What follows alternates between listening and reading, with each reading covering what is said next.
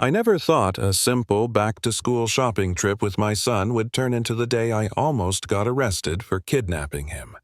One stranger's lies brought the police down on us, nearly tore me away from my child, and dragged my career into the dirt. That's how fast a perfect afternoon can collapse into a nightmare, and how far I had to go to fight back. It started in the most ordinary way. I had taken the afternoon off from work, still in my suit tie, loosened jacket, left in the car because this was our tradition. Every year, my son Leo and I would go out and pick out clothes, sneakers, and a backpack for the new school year. He was 7, bouncing with energy, clutching 2 Spider-Man shirts like they were the most important decisions in the world. His joy was contagious. Watching him beam at the racks of t-shirts and sneakers, I felt proud. Everything I worked for, all the stress, the long hours, the sacrifices it was for, this to give him a good life. I was holding the black symbiote Spider-Man shirt, he was holding the classic red and blue one, when I heard a voice behind me. Sharp, grating, dripping with venom. "Is that a company card you're using? Because there's no way people like you can afford all this unless you're stealing." At first, I thought maybe she was on the phone, but then I turned and saw her. She looked like every bad decision rolled into one person.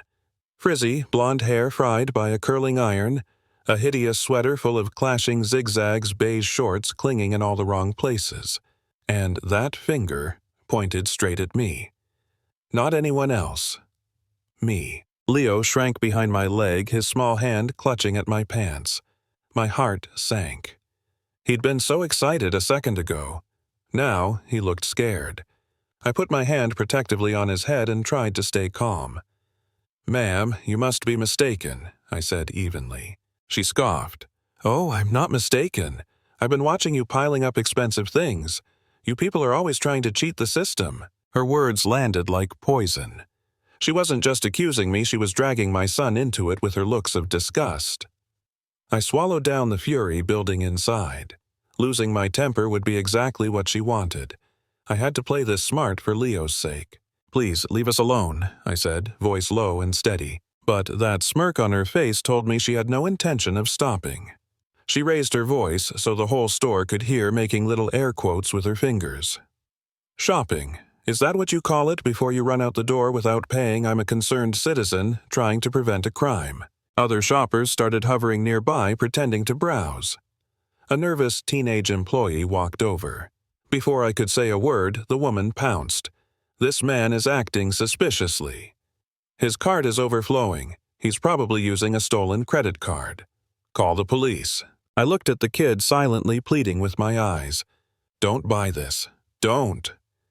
But I could see the doubt creeping in. The image was loaded an older white woman, frantic and hysterical, and me, a black man in a suit standing there with a crying child. My son clung tighter. His little shoulders trembled. Something inside me cracked. "That's enough," I snapped at her. "You have no right to terrorize my son. Back off." And that's what she had been waiting for. Her eyes lit up. She whipped out her phone with surprising speed and started shrieking. "He's threatening me! He's threatening me!" Her voice went high and shaky, dripping with fake tears. "I'm calling 911.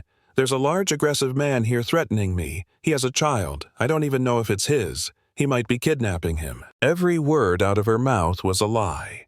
But she was painting a picture that could kill me. And I knew all too well that in this country her story would be believed before mine. The store manager finally appeared, looking exhausted before he even opened his mouth. He didn't address her, he addressed me. "Sir, why don't you and your son come to my office in the back, as if I were the problem, as if I were the threat?" I stood my ground. "I've done nothing wrong. We're staying right here." That's when the mall cops showed up, puffed up with self-importance. She pointed at me immediately. "That's him. He threatened to kill me." The lie had now escalated to attempted murder. The guards ordered me to put my hands where they could see them. One hovered near his taser. Leo sobbed louder. "Daddy, what's happening?" he cried. I knelt down, hugged him. Whispered, "It's okay, buddy. Daddy's right here." My heart was pounding, but I wasn't moving until real police came. And then they did. 2 uniformed officers, guns on their belts, faces hard. They didn't ask questions. They didn't want my side. One of them went straight to me. "Sir, step away from the child." That chilled me to my bones. "He is my son," I said, voice like ice. "But my wallet, my card, my proof." It all turned against me. The cop ran my Platinum Amex and it got declined. Fraud alert. After spending big at other stores, the bank had flagged it. To them, it was the smoking gun. I felt the ground tilt. She was smirking now, practically glowing with triumph. One cop said, "We'll take him down to the station to sort this out." Leo cried harder, "Don't take my daddy." His voice cracked desperate. That broke me. For a second, I thought maybe I should give in. Maybe I should leave the cart walk out, accept the humiliation just to protect him. My own mind whispered, "Maybe you can't win this. Maybe the system is too stacked against you." I stood there, trembling, staring at my son's tear-streaked face, and then a voice cut through. A woman in workout clothes' phone raised recording. "I've been standing here 10 minutes. I saw the whole thing. That woman harassed him and his son said racist things. He was polite until she started screaming. And I've got it all on video." The air shifted instantly. The cops froze. The crowd gasped. Karen sputtered, "She's lying." They're in it together, but her voice cracked with desperation. The calm officer watched the footage. His expression hardened not at me, but at her. "Ma'am, this video shows a very different story." His partner finally looked ashamed. They turned on her. Filing a false police report is a serious crime. Her smugness drained in seconds. She stammered, tried to backpedal, but it was over. They cuffed her, read her rights, and marched her out screaming real tears this time. I stood there still clutching Leo, my heart hammering. The chaos melted into silence. The manager paled. The cops apologized. I walked to the register, bought every item in my cart, and left with my son in my arms. But it wasn't victory. Not really. Because later that night, a 30-second clip hit the internet. It only showed me raising my voice, pointing at her. No context, no beginning.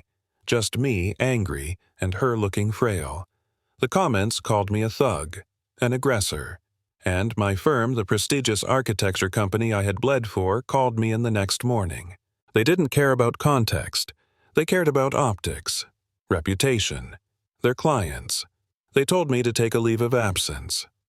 My career, my life's work, tossed aside to protect their image. For days, I was crushed, angry, ashamed, ready to give up.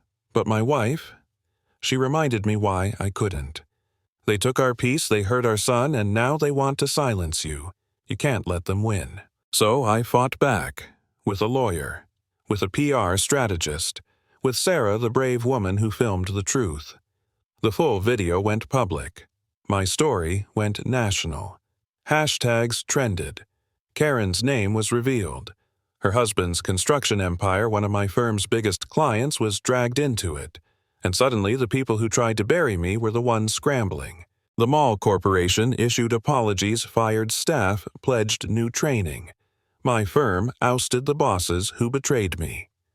Karen signed a settlement, a full admission of her lies, a public apology, and enough financial damages to fund my son's therapy for years. I didn't return to that firm. I built my own.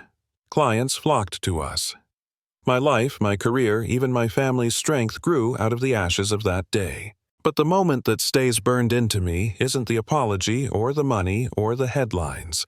It's standing in that store, my son, sobbing cops closing in while one woman tried to erase my humanity with a single phone call. She failed. And the lesson I carry, the one I want you to hear, never let a bully's lies become your truth.